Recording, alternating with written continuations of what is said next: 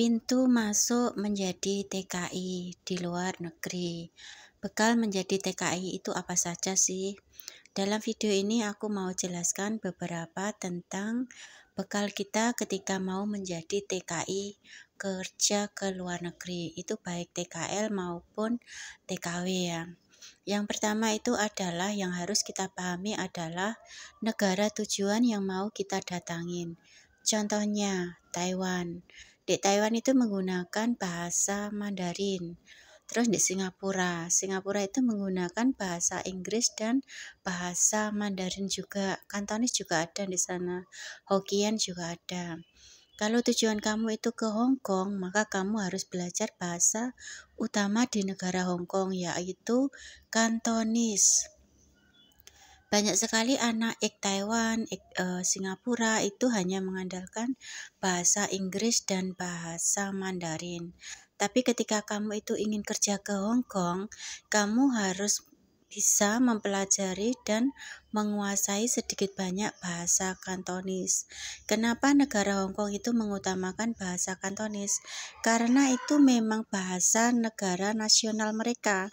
Jadi bahasa nasional yang digunakan sehari-hari. Contohnya oleh anak kecil, anak sekolah, anak remaja, anak orang tua, orang jompo. Itu rata-rata semua menguasai bahasa Kantonis.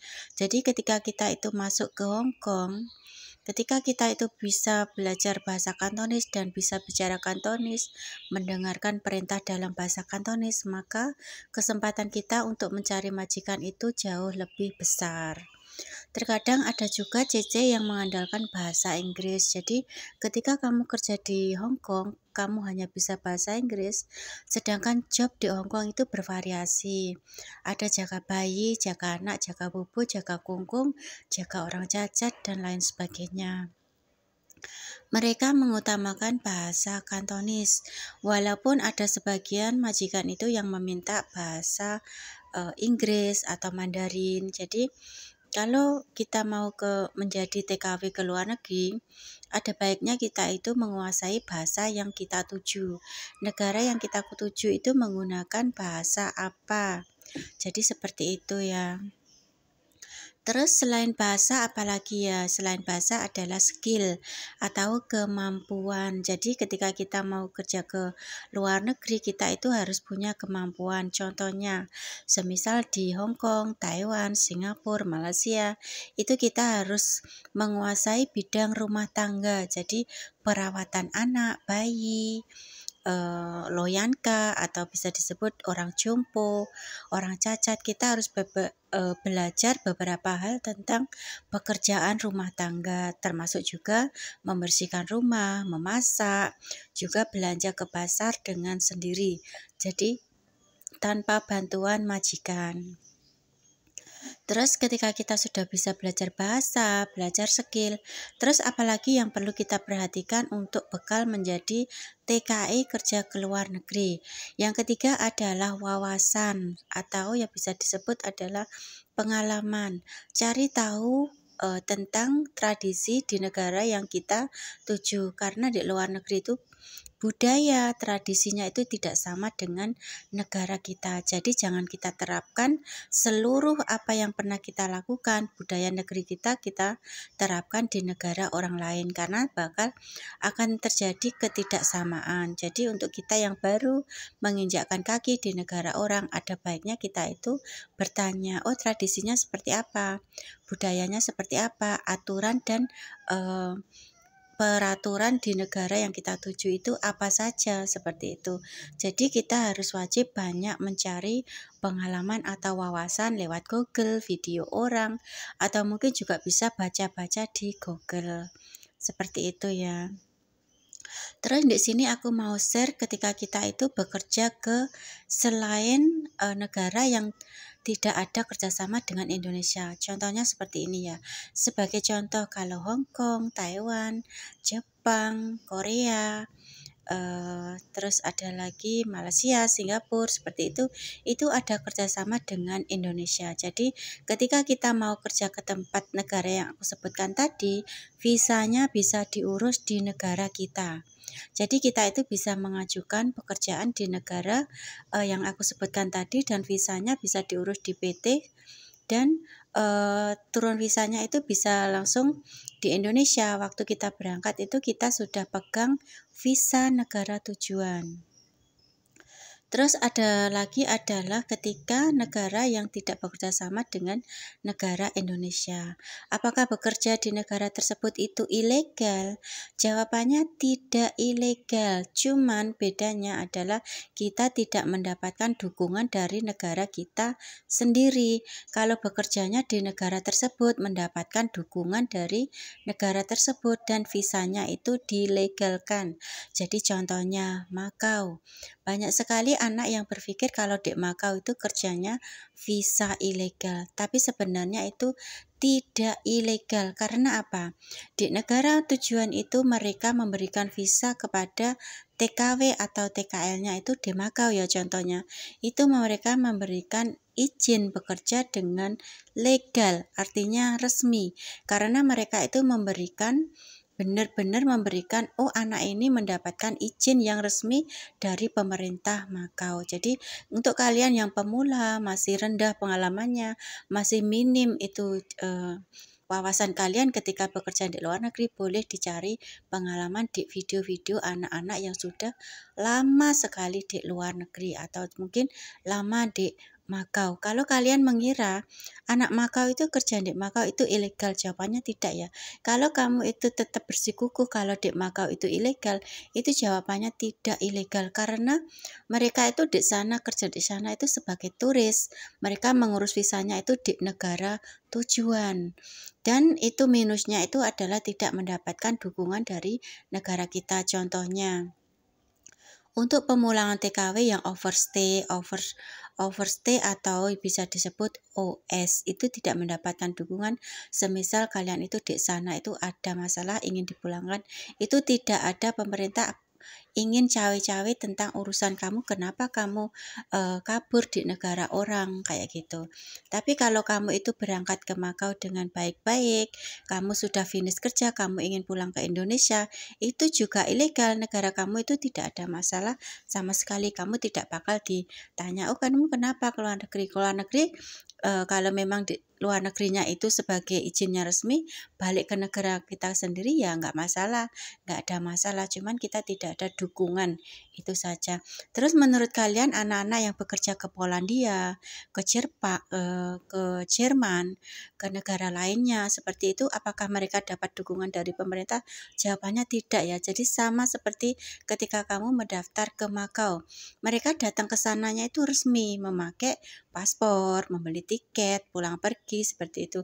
Cuman ketika mereka mencari pekerjaannya, visanya itu diurus di negara tujuan, tidak diurus di negara Indonesia. Kalau keperwakilan setiap negara tentang kedutaan itu setiap negara ada ya. Cuman untuk ketenaga kerjaan itu tidak di setiap negara itu ada. Jadi difikirkan baik-baik perbedaannya, jangan disamaratakan. Oh negara selain yang Hong Kong, Singapura, Taiwan, Jepang, Korea itu tidak ada pekerjaan resmi di luar negeri. Jawabannya adalah ada, cuman pengurusan visanya itu beda cara kayak gitu. Terus banyak sekali calo-calo itu yang sebagai penjual tiket itu menawarkan visa. Misalnya aku bisa ngasih kamu tiket pergi ke negara Jerman sekalian visa kerjanya. Itu tidak ada ya yang seperti itu ya. Visa kerja kamu itu diurusnya itu ketika kamu sudah sampai di Jerman, bukan ada ketika kamu itu sudah ada di Indonesia. Tidak seperti itu ya. Jadi jangan ketipu dengan sponsor-sponsor tiket, calo-calo tiket yang mereka menghalalkan segala cara supaya tiket mereka terjual dan mendapatkan untung. Jadi Ada perbedaannya ya, simak videoku dari awal sampai terakhir supaya kamu itu tahu perbedaannya ketika kamu itu kerja dengan dukungan dari pemerintah kita dan negara yang tidak mendapatkan dukungan dari pemerintah kita, itu ada bedanya. Kalau kamu itu semisal kerja ya di Makau, kamu itu tidak, paspornya sudah mati, tidak ada visa kerja di sana, itu namanya kamu ilegal, OS, overstay. Nah, itu menjadi urusan kamu sendiri. Semisal kamu sakit, nggak bisa berobat. Kalau kamu mendapatkan visa kerja di Makau, paspormu hidup, kamu ada KTP Lamkat, itu kamu berobat ke rumah sakit manapun diterima, dilayani dengan baik dan ongkosnya sesuai ketentuan rumah sakit tersebut atau puskesmas tersebut. Jadi seperti itu. Baik juga di negara misalnya Polandia, Jerman. Kamu di sana itu juga diterima dengan baik asalkan kamu di sana itu ada visanya, visa tinggal, visa kerja, seperti itu. Jadi ketika kamu sakit, ingin berobat ke rumah sakit manapun kamu diterima. Karena kamu itu bukan orang yang overstay, yang orang kaburan, tidak punya surat. Sebagai warga yang masuk ilegal ke sana, tidak ada suratan. Itu biasanya negara Malaysia, negara Taiwan itu juga banyak menampung kaburan-kaburan gitu ya. Kalau di negara Hong Kong, kalau kamu jadi orang kabur keluar kota sebentar, banyak sekali pakde-pakde berjejer ke situ bertanya tentang ID card kalian. Jadi saya menghimbau kalau kamu menjadi orang yang berpikirnya kamu ingin kabur, jangan datang ke Hong Kong, jangan datang ke Singapura. Mungkin kamu bisa punya pilihan yang lainnya, tapi resikonya kamu tanggung sendiri ya. Jangan melibatkan orang yang misalnya pemerintah sana, misal kamu datang ke luar negeri, niat kamu sudah jelek, ada masalah kamu minta bantuan ke negara kamu sendiri. Kayaknya kamu itu terlalu egois kalau pemikiran kamu seperti itu. Kalau memang kamu itu ingin bertujuan ke negara selain Hong Kong, Singapura, Malaysia, Jepang, Korea, itu mereka ada kerjasama. Kalau ke lain negara itu, kamu niatnya kabur saja dulu, seperti itu.